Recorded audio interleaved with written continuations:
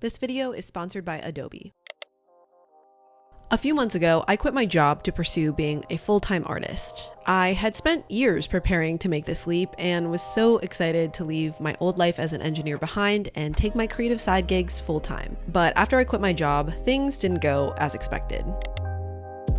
A few weeks in, I was feeling the most stressed and anxious I had ever been. I couldn't sleep through the night and was experiencing a massive creative block. I felt like there was this ticking time bomb. I didn't have infinite savings to live off of, and I didn't feel like I had what it takes to be a full-time artist and business owner. I felt like I had gotten myself into a huge mess, and I couldn't see a path forward. 3 months later, I am doing so much better, and I have learned so much about navigating change and uncertainty. Today, I wanted to open up with you about how it's been going since I quit my job.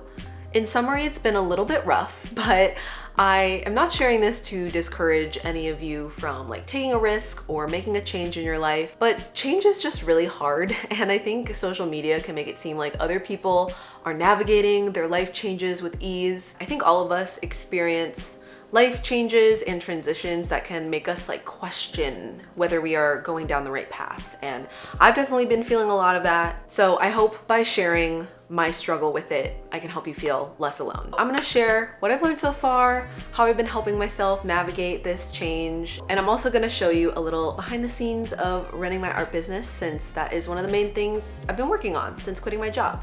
So let's get into it. Don't know what I'm doing with my arms. Oh, also, I'm in my new apartment. If you don't know, I moved a month ago and it looks really cute. Also, I got a new tattoo. I love tattoos. Okay, yeah, let's get into it.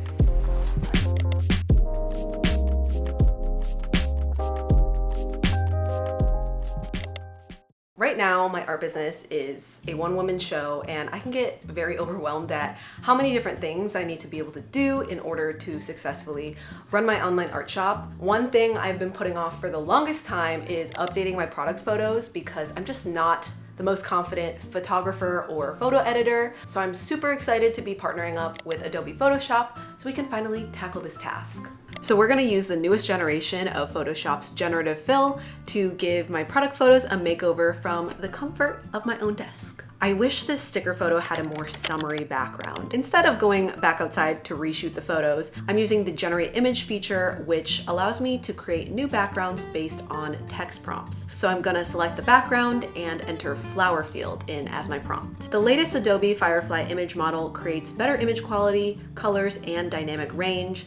It's also better at understanding your prompts, so it's able to understand what I'm asking for here. I played around with a few options, but my favorite ended up being this one. I think it complements my sticker design perfectly. I have this old photo of my tote bags, and while I love how it turned out, I don't like how narrow the image is. So I'm gonna use the crop tool and generative expand to create a square image based on the existing photo. It gives me a few options, and if I'm unhappy, I can just click generate again until I find an option that I do like. I love this one, but I don't want this blank area, so I'm going to use the lasso tool and generative fill to add in more leaves and foliage and really fill out this image. Now I have the perfect square product photo that I can use on social media and my website.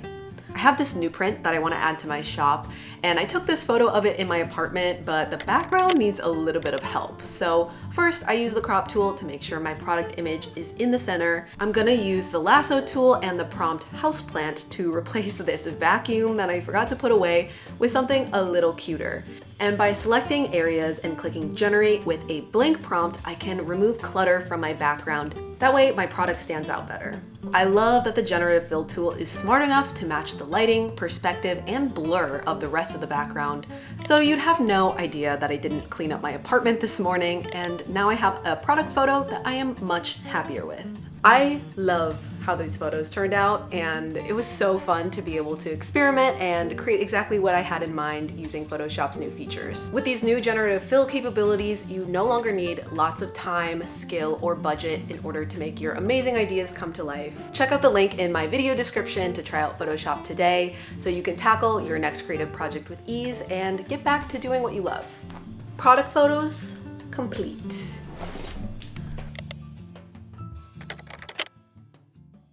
All right, so I'm gonna give you a little background on how I got to this point in case you are like, who are you? What are you talking about? I was a full-time engineer for 4 years and then a part-time NBA dancer for 3 years. And since the pandemic, I have been wanting to do something with my art and take my art more seriously. And about a year ago, I started posting videos here on YouTube. And it was such a fun creative outlet. Like, I was genuinely so excited to get off of work every day so that I could go work on YouTube videos, work on my art.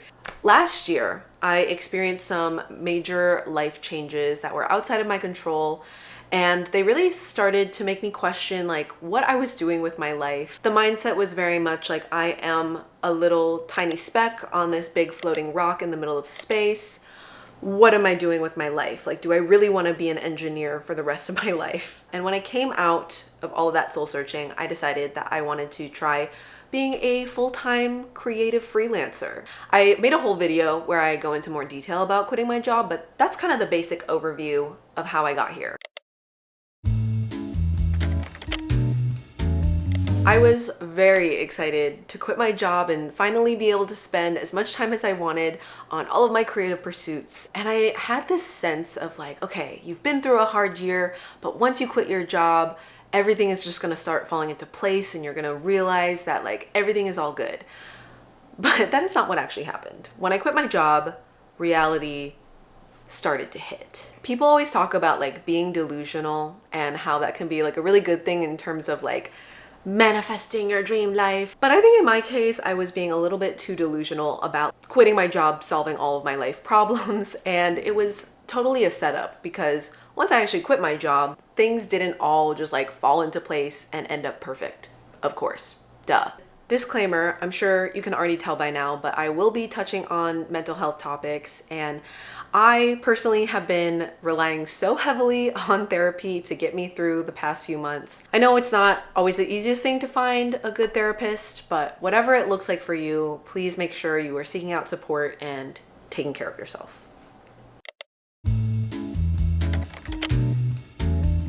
So for a few months after I quit my job, I was just like so stressed out and anxious all the time.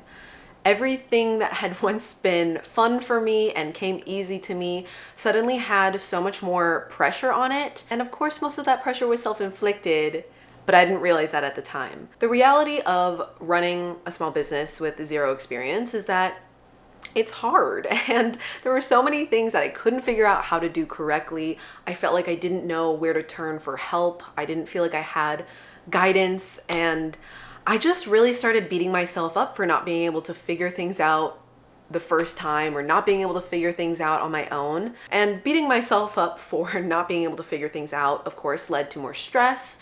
And then I started getting stressed about the fact that I was stressed because I was like, girl, you just quit your job to do this. Why aren't you having a good time? I kept going through the motions of running my art business and my YouTube channel, but I knew that I wasn't going to be able to keep it up for long because at this point, my physical symptoms of panic and anxiety were really starting to get in the way of me getting anything done. I would wake up in the middle of the night just like panicking about nothing but everything at the same time. I wasn't taking care of my body well, and I also was not able to think creatively at all. My creativity has always been like a part of me. I've always been a creative kid. Like, I never had to worry about that part before. So at this point, I was 2 months in to being a full-time self-employed creative, whatever you want to call it. I felt super clueless, super lost, and honestly, I wanted to throw in the towel. Many times I contemplating emailing my old boss and being like, hello, I have made a mistake. Please give me my job back. And I'm so glad I didn't throw in the towel at that point because now, a month later, I am feeling a little bit better than I was before, a little bit more competent, a little bit more sure of myself.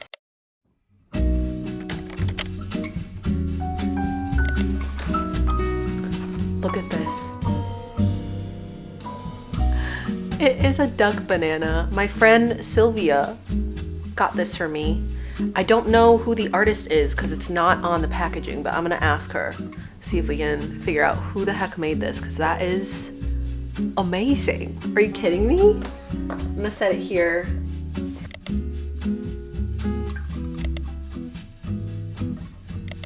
He'll encourage me as I pack these orders.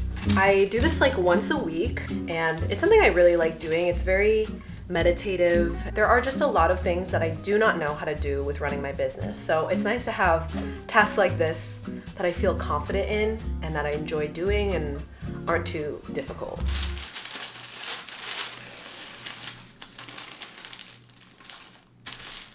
Initially, not knowing how to do something for my business was so frustrating to me and so upsetting. Eventually, I just started kind of like spiraling into these stories of like, you don't have what it takes to be a business owner. You never should have quit your job. Like, what were you thinking?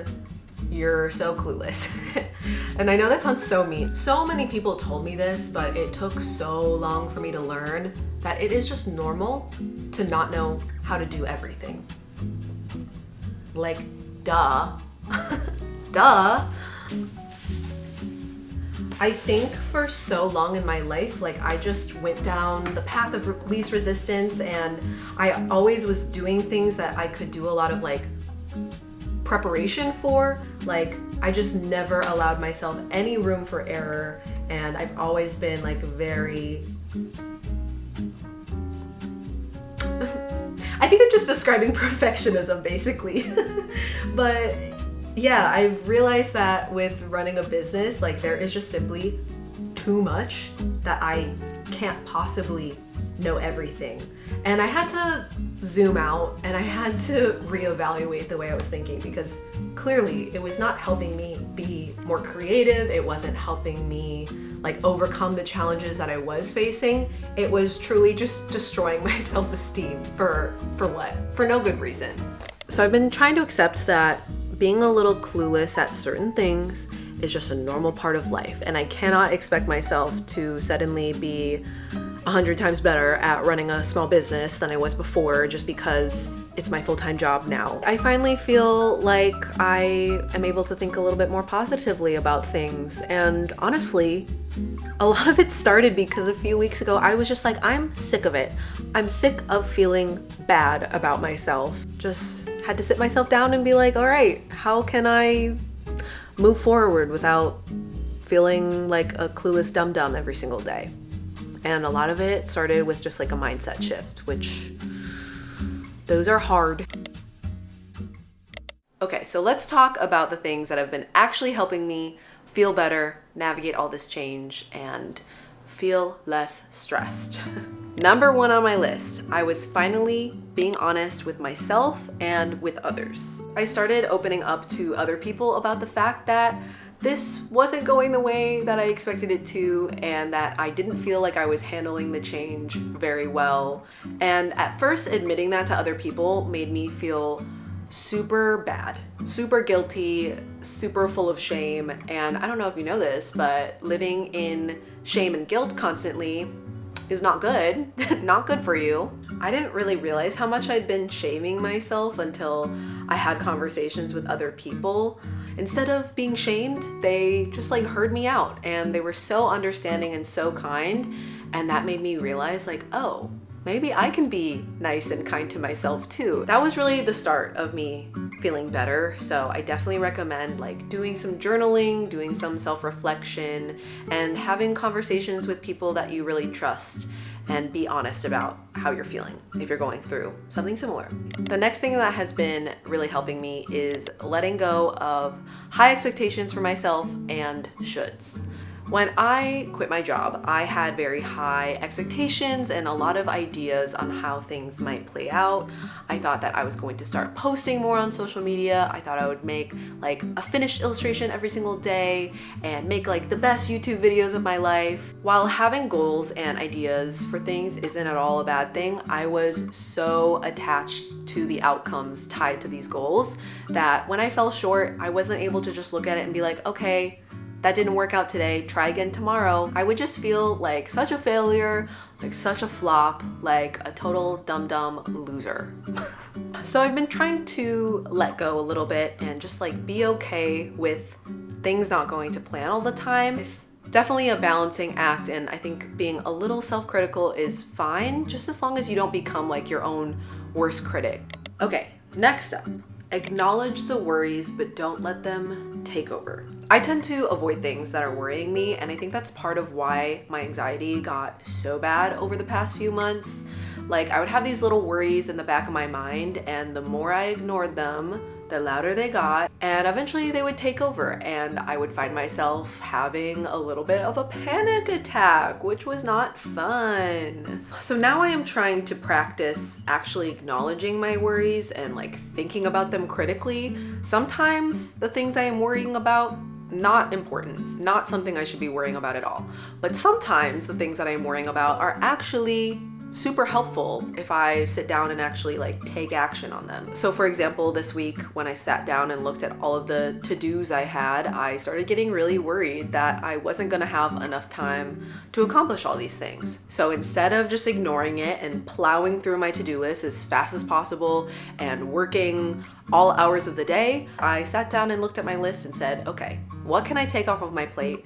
What is actually critical for me to do this week and what can wait? By acknowledging the worry, I was actually able to take action and listen to that part of my brain that was worried for legitimate reasons. All right, this next one is a doozy. Focus more on who I am outside of my work and accomplishments. I didn't realize it before, but I had a lot of identity and self-worth wrapped up in my jobs. I got a lot of external validation from my jobs, especially my dance job, which was like very public facing and very cool sounding. So when I left my engineering and dance jobs, I was struggling to feel worthy just like as myself. Just as Gabby. I've always been like an achievement-oriented type of person, and although it has like led me to accomplish a lot of really cool things, I think there's a balance, and it's really important for me to not get so wrapped up in my work and my accomplishments that I forget about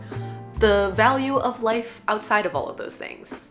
So now I've been trying to focus more on just my normal life outside of work, and a huge thing that has been very important for me that I've been trying to get better at over the last few weeks is actually setting boundaries with myself in terms of work hours. It's very easy as a self-employed person who works from home to just work constantly. But I think it's really important for us to like maintain a sense of a life outside of work and achievement. Okay, so the last thing that has been majorly helping me is focusing on the things that I actually enjoy doing and that I feel good at. I've already touched on this, but I went into this whole thing with this expectation that running an art business full-time was gonna feel fun and easy. And the reality is that no matter what your job is, there's always going to be the not fun parts of the job that you don't feel very good at. So for me, the not fun tasks usually involve things like accounting, banking, taxes, very sexy stuff. And somewhere along the way, I forgot the importance of prioritizing the things that I actually love and that I'm actually good at. So now I have an accountant that helps me with all of my business questions. Love you, Cheryl. Another thing I've been doing is a morning drawing practice. I was super hesitant to start a daily drawing practice because I thought it was gonna take all the fun out of drawing. I thought that like I wasn't creative in the morning, so like there's no point in me even trying, but I decided to give it a go anyways, and turns out it's actually really fun. I really enjoy spending some time every morning, whether it's like 15 minutes or whether it's an hour, drawing. It can be super ugly stuff, it can be really cool stuff. And by building it into my days as just a routine, it has taken a lot of the pressure off of my art practice, because now I don't like sit down to draw once a week. Now I sit down to draw almost every single day, and it's not a huge deal if I don't love what I made that day. I'll just try again tomorrow. So those are the things that have been really helping me navigate this change and come out of my career change, quarter life crisis feeling okay again. Part of making a major life change is that it's not always gonna feel easy, but that does not mean that you made the wrong call, that you're like on the wrong path. I think it's super natural, no matter what the change in your life is, to just like kind of freak out a little bit. I think it's normal to freak out. I'm just glad that I'm no longer freaking out every single day. It was exhausting, and I really don't recommend that. yeah. Look at it's so funny. This is my daytime vibe. And then at night, I usually flip them. I just wanted to say, I hope you liked the video. It's kind of a different type of video than what I normally make. It was like a lot more sit down chit chat. And I hope that something in the video was really helpful for you. I feel like my 20s have been a lot of learning that like things come and go and things in life are not permanent. No matter what the change is, I think that like the lessons that I've been learning from navigating this career change will hopefully help me deal with change in the future in my life, in other areas. So hopefully something I said was helpful to you in your situation. And I would love to hear if you're going through something similar, what your experience has been like, and maybe you can like let us know what things have been helping you. It can be a collective experience in the comment section. Also, if you're still here, I wanted to say thank you so much for watching until the end. You rock. And I also wanted to shout out my patrons. You guys are so amazing and I appreciate your support so much. If you want to check out the Patreon, I make a podcast. She barely looked at me in the eyes when I pet her. Like, it was kind of devastating. An art print and a sticker over there every single month. And we also have a really cool Discord server where we chat and share pictures of our plants and pets and other stuff. So check that out if you're interested. Otherwise, I will let you continue on with your day. Thank you so much for spending some time with me. And remember that you rock and you can do whatever you put your mind to. I believe in you. 2 thumbs up. Okay. Say bye, Tad. He doesn't really have hands that I can move. He's waving. Bye-bye. Okay. Bye-bye.